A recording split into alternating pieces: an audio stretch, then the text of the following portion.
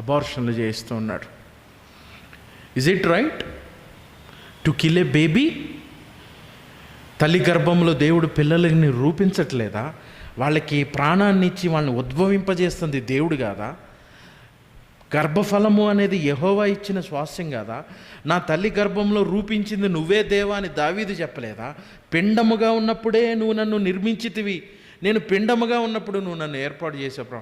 ఆ పిండాన్ని నువ్వు చంపుతున్నావు, దేవుడి పనిని కాదని నువ్వు మనిషి ప్రాణాన్ని తీస్తున్నప్పుడు నువ్వు నరహత్య చేయట్లేదా? I know many Christian women they kill. అది అబార్షన్ కాదు, they are the murderers. You need repentance. నువ్వు పశ్చాత్తాపడాలి. నీ పాపాన్ని ఒప్పుకొని ప్రభువా అని నువ్వు పశ్చాత్తాపడాలి. నువ్వు అక్రమ సంబంధంలో పిల్లల్ని, గర్భవతిని ధరించి నీ పిల్లల్ని చంపుతావా? నువ్వు చేసిందే మొదటి పాపం, దాన్ని ప్రాణం తీయటం రెండో పాపం. నీ అవమానం కలిగిద్దని దాన్ని తప్పించుకోవడానికి నువ్వు మనిషిని చంపడానికి సిద్ధపడ్డావు. What blemish! Abortion is a sin.